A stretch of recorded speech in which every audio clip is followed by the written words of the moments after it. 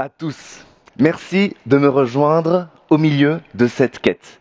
Alors, juste si vous le permettez, je suis en pleine partie et j'ai pas envie de perdre ma sauvegarde, donc vous allez me regarder jouer pendant quelques instants.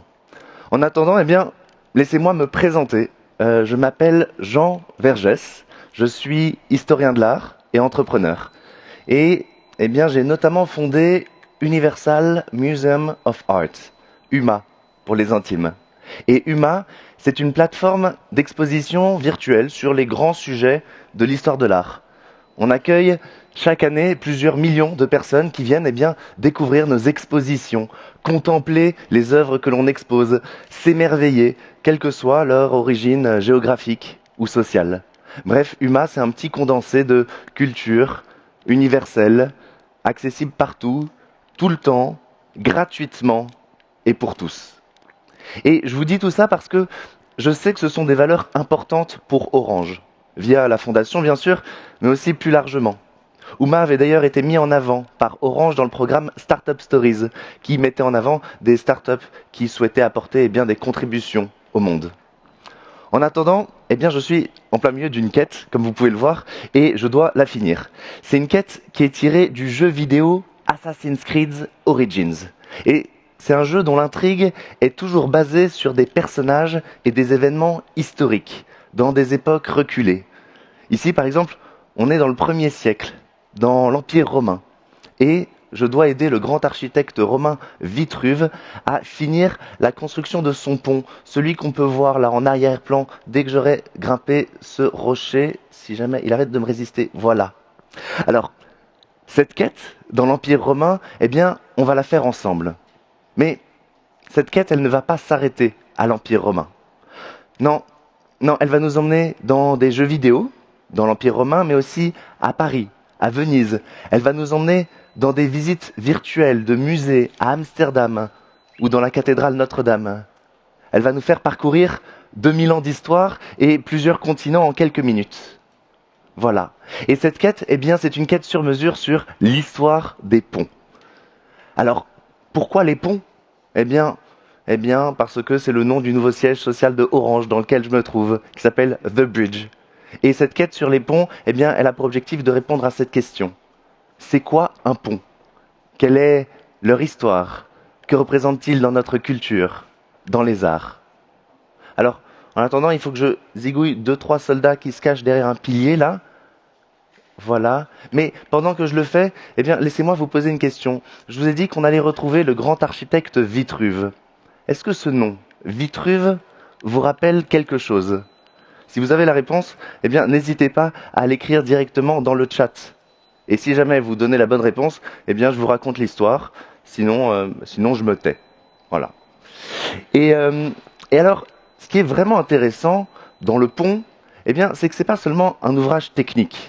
Non, le pont, c'est aussi une passerelle, une route que l'on emprunte pour relier deux lieux qui nous semblaient à jamais séparés. Là, voilà la magie du pont.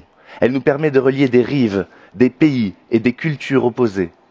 Le pont, il nous permet d'acheminer de l'eau et des individus sur des très longues distances. Et c'est cette route que nous allons prendre aujourd'hui ensemble.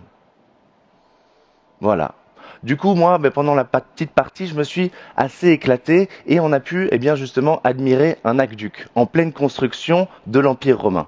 On a pu voir un petit peu quels étaient les matériaux qu'ils employaient, à savoir, pas nombreux. Il y a de la pierre sèche, aucun mortier, rien du tout. Il y a du bois pour les échafaudages et pour les grues et un tout petit peu de ciment pour l'étanchéité. Et ce qui est incroyable avec ces aqueducs, c'est que ça nous présente déjà quelque chose d'exceptionnel dans les techniques de construction de l'Empire romain. Parce que l'aqueduc, c'est un petit peu le Graal du pont. Il faut aller faire des systèmes de captation d'eau extrêmement complexes. Il faut garantir une inclinaison, c'est-à-dire un dénivelé de quelques millimètres après à peine. Et il faut garantir l'étanchéité totale de la construction. Voilà, donc cet aqueduc que je vais vous remontrer dans quelques instants, je vais vous poser juste une petite question. D'où est-ce qu'il vient ? Où est-ce qu'il était situé ? En attendant, je réponds à la question de tout à l'heure. Oui, la réponse était l'homme de Vitruve que vous pouvez voir affiché à l'écran. Alors vous connaissez tous ce dessin. de l'homme avec ses bras et ses jambes écartés, avec son nombril au centre du rond, symbole divin, et son sexe au milieu du carré, symbole terrestre. Ce dessin, c'est donc l'homme de Vitruve, de Léonard de Vinci. Mais pourquoi l'avoir appelé l'homme de Vitruve? Pourquoi pas l'homme de Jackie ou Michel? Eh bien, c'est parce que Vitruve a codifié les proportions parfaites du corps humain. Il a dit que un pouce égale une main, enfin que tant de pouces égale une main, que tant de mains égale une tête, que tant de têtes égale un torse. Eh bien, ces écrits, Léonard de Vinci, il les a lus pendant qu'on a redécouvert les textes de l'Antiquité. Et il les a améliorés et il les a représentés. Et voilà, eh bien, une première passerelle à travers l'histoire et le temps et la géographie. Et en fait, Vitruve est assez représentatif de la quête que nous menons. Parce que Vitruve a écrit un bouquin qui s'appelle De Architectura, au sujet de l'architecture. Et c'est un petit peu le bouquin d'architecture, eh bien, de l'Antiquité. Il codifie à l'échelle de la totalité de l'Empire romain les techniques de construction des bâtiments, des ponts, les styles. Et en fait, à cette époque-là, l'Empire romain, il est quand même assez grand. Il s'étend du Royaume-Uni jusqu'au Soudan, d'Espagne jusqu'en Irak. Et l'Empire romain, à cette époque-là, eh bien, c'est vraiment une autoroute du savoir. Mais je vais y revenir. Je vais y revenir parce que j'aimerais que vous me répondiez à la question que j'ai posée tout à l'heure. D'où venait le petit aqueduc vers lequel je chevauchais tout à l'heure dans le jeu Assassin's Creed? Eh bien, la réponse, il se trouvait en Libye. Je vais vous le montrer sur la carte tout de suite. Voilà l'aqueduc que nous voyons avec l'usage généralisé de la voûte en pierre et des piliers. Et donc, si on avance, eh bien, on va voir justement qu'il est présent sur une carte en Libye, dans la province de Cyrénaïque. Mais il ressemble beaucoup à l'aqueduc du Pont du Gard. L'aqueduc du Pont du Gard, eh bien, il est assez impressionnant. Pour vous en mettre plein la mirette, rendez-vous compte, il n'y a pas une goutte de ciment pour préparer cet aqueduc. Il a une inclinaison d'exactement 24 cm tous les 1 km. Il permet d'acheminer 400 litres d'eau à la seconde. Et ce qui est le plus beau avec cet aqueduc, eh bien, c'est qu'il ne servait quasiment à rien. Il ne servait quasiment à rien parce qu'il acheminait de l'eau vers la ville de Nîmes. Une ville qui avait déjà des sources. Une ville qui satisfaisait déjà tous ses besoins en eau. Et donc, en construisant cet aqueduc qui est complètement disproportionné, eh bien, ils voulaient montrer qu'ils étaient capables de faire des ouvrages exceptionnels, qu'ils étaient les plus forts. Et donc cet aqueduc, finalement, ne servait qu'à alimenter les bains et les fontaines de la ville. Et c'est vrai qu'à cette époque-là, l'Empire romain, ce sont les plus forts. C'est une autoroute du savoir. L'empereur romain lui-même se fait appeler pontifex, constructeur de ponts. Et c'est parce que, eh bien, à chaque fois qu'ils conquérissaient un nouveau territoire, eh bien, ils assimilaient des nouveaux savoirs, des nouvelles traditions, des nouvelles cultures.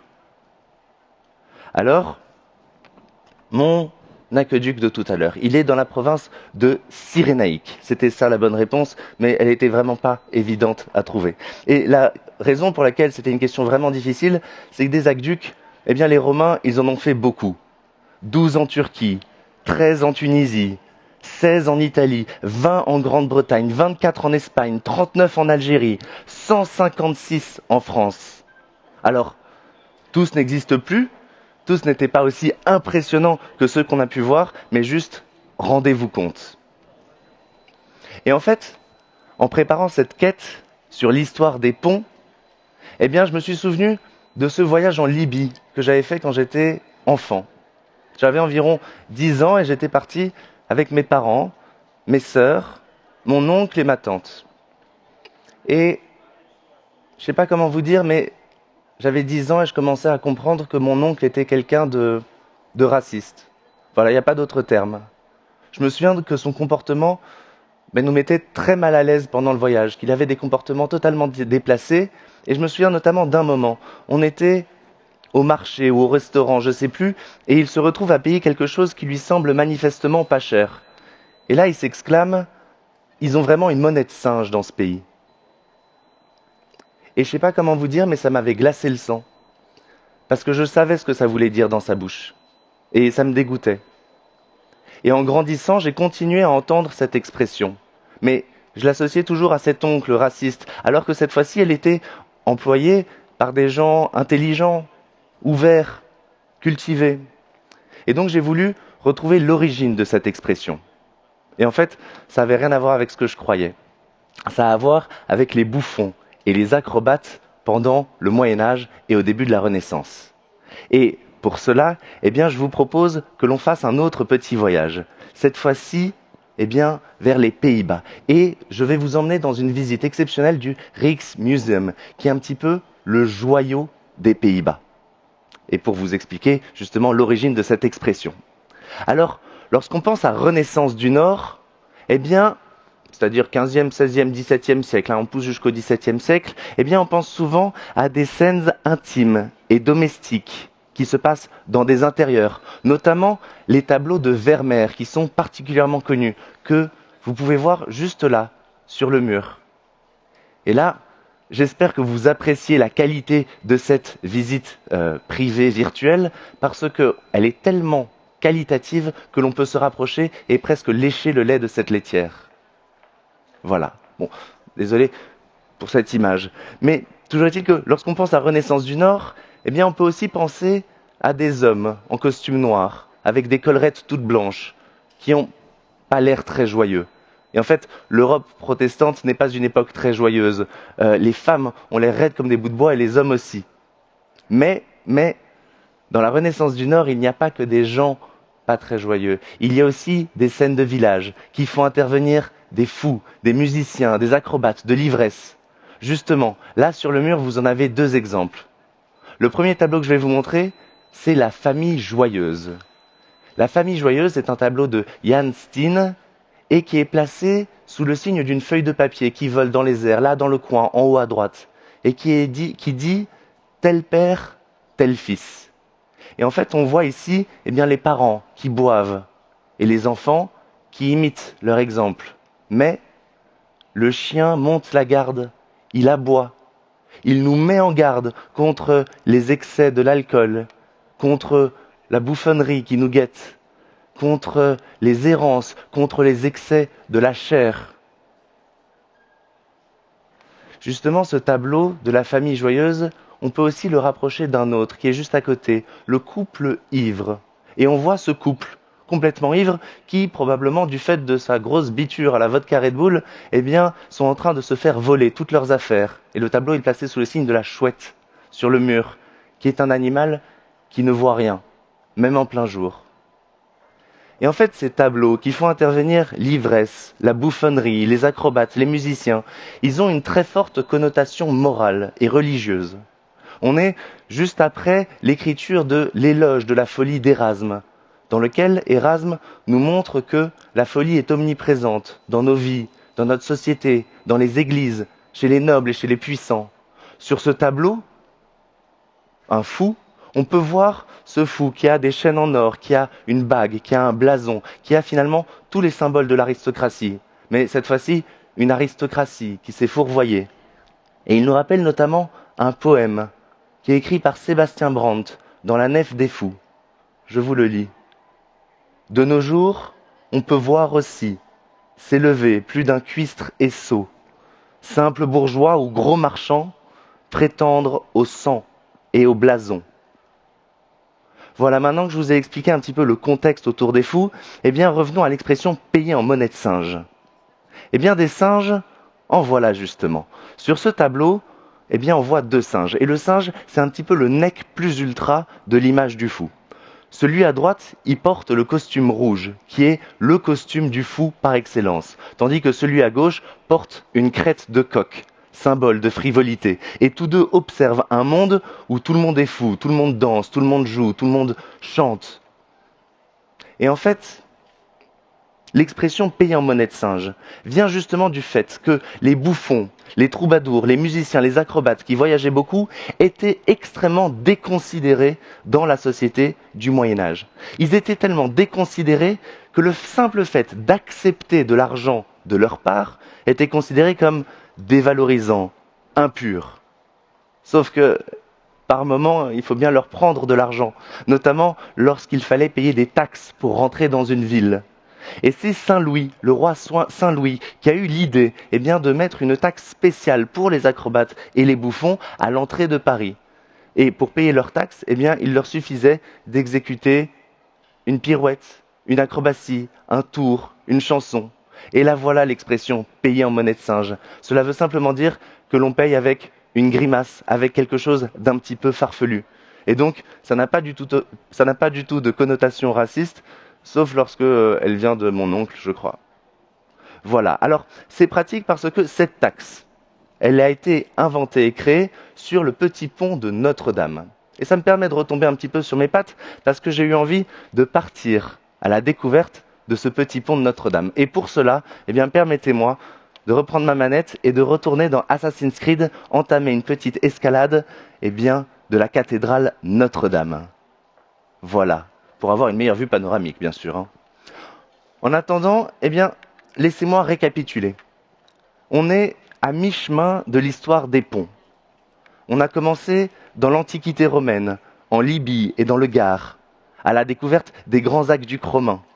Ça nous a amenés sur les traces de Vitruve et de Léonard de Vinci. Et puis, nous sommes partis à Amsterdam à la recherche de l'expression payer en monnaie de singe. Et maintenant, nous sommes à Paris, en 1789, dans le jeu Assassin's Creed Unity.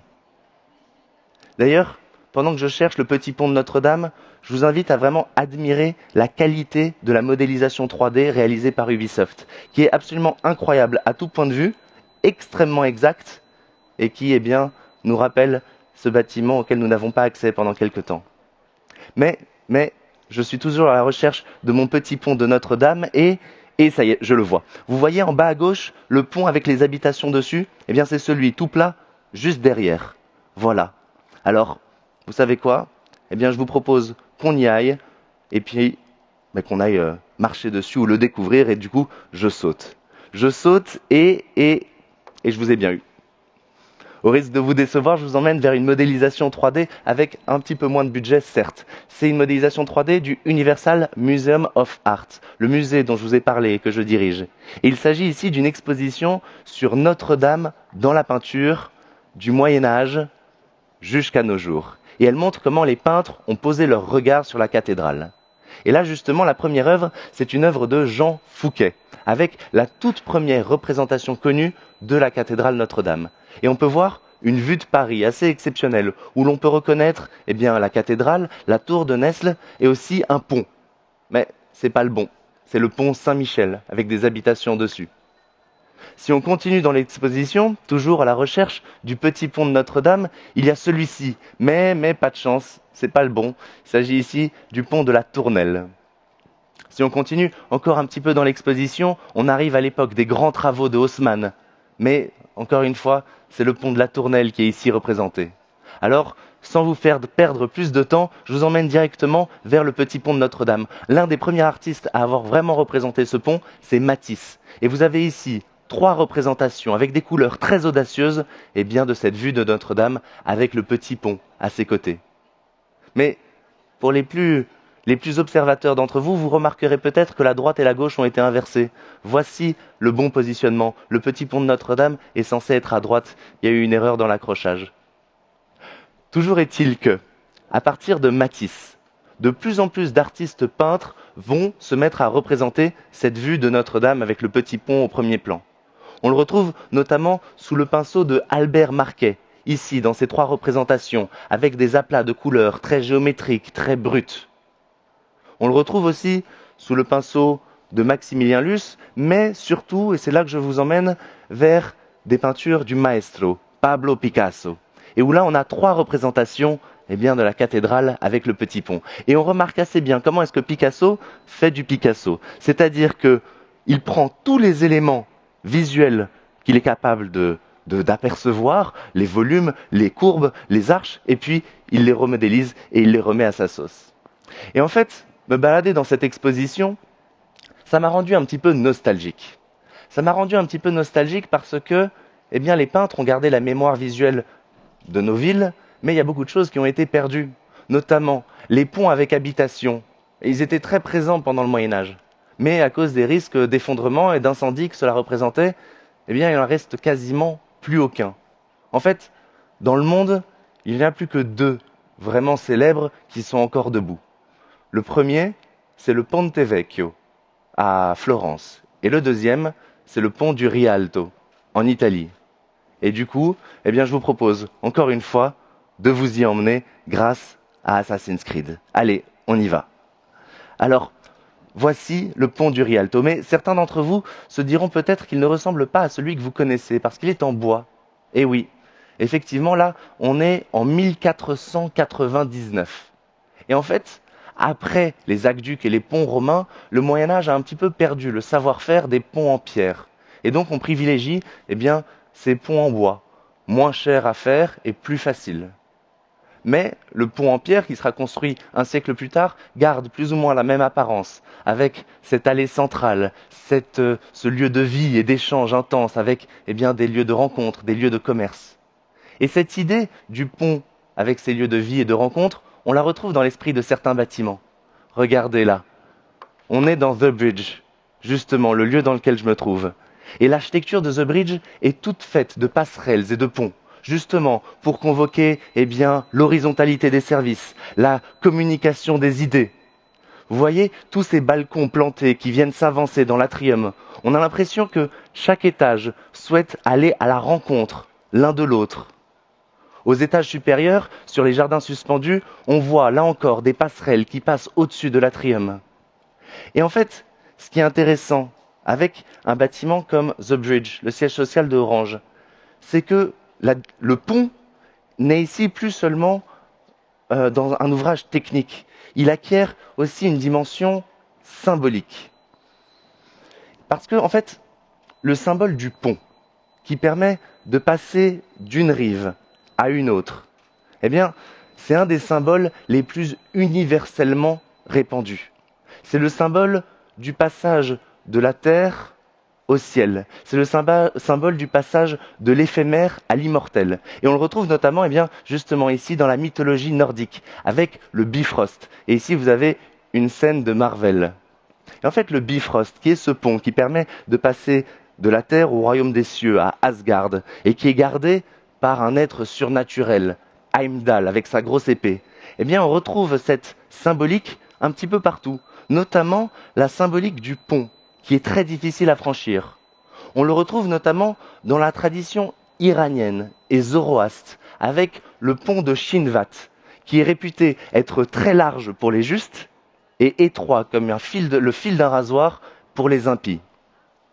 Et cette idée du pont, facile à traverser pour les justes et très difficile à traverser pour les impies, on le retrouve aussi avec le pont de Sirat, qui est un pont que l'on retrouve dans l'islam. Et justement, il y a un hadith du prophète qui en parle. Je vous le lis. Ensuite, le Sirat sera apporté et placé sur les deux rives de l'enfer. C'est un pont glissant et couvert de chardons, comme les épines de l'astragale, et qui est installé dans l'obscurité totale, au-dessus de l'enfer. Certains passeront tel un éclair, d'autres comme le vent, d'autres comme un oiseau, d'autres passeront à la vitesse du cheval le plus rapide, d'autres à la vitesse de la course d'un homme. Et le dernier sera un homme dont la lumière, qui éclaire le passage, sera sur le gros orteil. Et cette image du pont extrêmement difficile à franchir, on la retrouve aussi dans les Upanishads, chez les hindous. On la retrouve dans la vision de saint Paul, dans la chrétienté. On la retrouve chez Yvain et Lancelot, dans la légende du roi Arthur. Et la figure du pont, eh bien, elle est omniprésente dans les religions, jusque dans les noms que l'on attribue à ces grands dignitaires. Bouddha, par exemple, il se fait appeler le grand pont. Et le pape, eh bien, il se fait appeler le souverain pontife. Pontife, en référence à Pontifex, qui était un des titres de l'empereur romain et qui faisait référence au fait que l'empereur romain était à la fois un bâtisseur de ponts et un pont lui-même. Voilà. Je crois que je vous ai livré à peu près tout ce que je pouvais sur les ponts en 30 minutes. Depuis l'Empire romain jusqu'au Bifrost, en passant par les bouffons et les acrobates, les ponts moyenâgeux, les ponts vénitiens, les ponts symboliques, les ponts religieux. C'est très bref, j'en ai conscience. On aurait pu dire, oh Dieu, bien des choses en somme. En variant le ton, par exemple, tenez, scientifique, très cher, est-ce que vous le saviez? Le plus long pont du monde se compose de 5000 piliers? Superstitieux, prenez garde à Besançon, on y vend son âme au diable pour franchir un pont. Européen, sur tous les billets en euros figure un pont pour régler le bistrot. Archéologique, selon toute vraisemblance, les premiers ponts n'étaient que de vulgaires troncs sans science. Jupitérien, il bâtit un pont en arc-en-ciel pour que Irès nous apporte l'ivresse et le miel. Révolutionnaire, les deux rives de la Concorde, ce sont les pierres de la Bastille qui le raccordent. Voilà ce qu'à peu près, mes chers amis, j'aurais pu vous dire, si j'avais voulu continuer de vous instruire. Mais cela n'a jamais été mon intention. Car à travers le pont, eh bien, ce n'est pas l'ouvrage qui attire notre attention. C'est son caractère universel. Et c'est ça que j'aimerais souligner en conclusion. Le pont, on s'en fiche du pont. Le pont, c'est un point de départ trivial pour se lancer sur une quête à travers le temps et à travers les continents. Aujourd'hui, avec les outils virtuels qui sont à notre disposition, avec le travail de digitalisation qui a été fourni ces 30 dernières années, eh bien, on a la possibilité d'entreprendre ces voyages extraordinaires qui mêlent innovation, accessibilité et démocratisation culturelle. C'est possible grâce aux nouvelles technologies et c'est aussi possible grâce aux télécommunications et donc grâce à des entreprises comme Orange. Et ce pouvoir immense que nous partageons désormais tous, ce pouvoir immense, il implique, pour citer Spider-Man, de très grandes responsabilités. Et parmi ces responsabilités, eh bien, c'est de se rendre compte et de ne jamais oublier que, quel que soit le sujet, il porte en son sein une dimension universelle qui nous arrache à notre bulle culturelle pour nous plonger dans le grand bain de l'histoire et de l'humanité. Et pour illustrer mon point, je vais vous proposer de choisir parmi les 5 objets suivants. Et pour l'objet qui a reçu le plus de votes, je vous invite à voter directement dans le chat, pour l'objet qui a reçu le plus de votes, je vous livre un scénario de moins d'1 minute sur ses origines, pour vous montrer à quel point nous sous-estimons l'importance de l'histoire et à quel point elle est révélatrice de fraternité. Donc allez-y dans le chat, votez pour l'objet que vous voulez, vous pouvez choisir n'importe lequel, par exemple le 69. Alors non, bande de lubriques, avant d'être une position sexuelle, c'est le signe de l'équilibre qui préfigure le yin et le yang. C'est aussi le signe de 2 poissons tête bêche, symbole du Christ, qui, dans les tout premiers temps de la chrétienté, permettait de flécher le parcours vers les cryptes et les messes secrètes. Vous pourriez choisir la tasse de café. La tasse de café, elle est extraordinaire parce qu'on la découvre d'abord en Éthiopie, puis sa culture se développe au Yémen. On la trouve revigorante, alors on l'appelle kawa. Et puis, grâce aux pèlerins de la Mecque, elle se répand dans tout l'Empire ottoman. Grâce aux marchands vénitiens, elle se répand dans toute l'Europe. Grâce aux diplomates turcs, elle commence à vraiment pénétrer les sphères de l'aristocratie, notamment française. Louis XIV en raffole et il couvre les Amériques de plants de café.